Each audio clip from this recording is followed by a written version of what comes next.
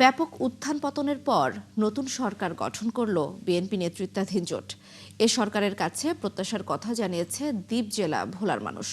তারা চায় অবকাঠামো, শিক্ষার উন্নয়ন এবং পর্যটন ও গ্যাস ভিত্তিক শিল্প কারখানা গড়ে ভোলাকে সমৃদ্ধ করা হোক। কামরুল ইসলামের তথ্য ও ছবিতে ভোলাবাসীর প্রত্যাশার বিস্তারিত। মানুষ বলছে ১৭ বছর পর উৎসবমুখর পরিবেশে ভোট দিতে পেরেছেন তারা। নতুন সরকারের কাছে তাদের প্রত্যাশাও বেড়েছে।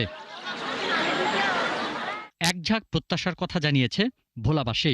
ভোলা বরিশাল সেতু নির্মাণ, একটি সরকারি মেডিকেল কলেজ প্রতিষ্ঠা, গ্যাস ভিত্তিক শিল্প কারখানা গড়ে তোলা এবং নদী ভাঙন রোধে টেকসই বেড়িবাঁধ নির্মাণের দাবি তাদের।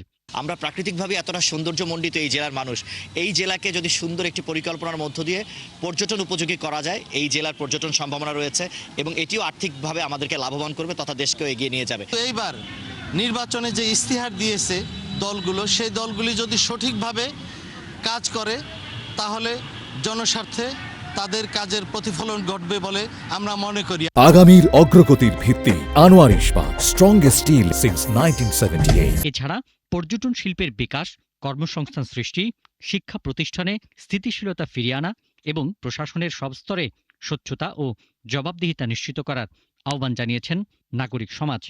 শিক্ষা প্রতিষ্ঠানে অস্থিরতা দূর করবে, শিক্ষা প্রতিষ্ঠানমুখী করবে শিক্ষার্থীদের, তারপরে নারীর ক্ষমতায়নে ভূমিকা রাখবে এবং নারীকে সর্বক্ষেত্রে অংশগ্রহণের সমান সুযোগ দিবে। কৃষকের উন্নতির জন্য সার সহ যাবতীয় তাদের সহযোগিতা করা। ২ নম্বরে হলো আসন্ন রমজানে বাজার নিয়ন্ত্রণ করে গণমানুষের, সাধারণ মানুষের জীবনযাত্রায় সহজ অবস্থান তৈরি করা। সব মিলিয়ে একটি ন্যায়ভিত্তিক, উন্নয়নমুখী ও অন্তর্ভুক্তিমূলক বাংলাদেশ গড়বে নতুন সরকার, এমনটাই প্রত্যাশা সাধারণ মানুষের।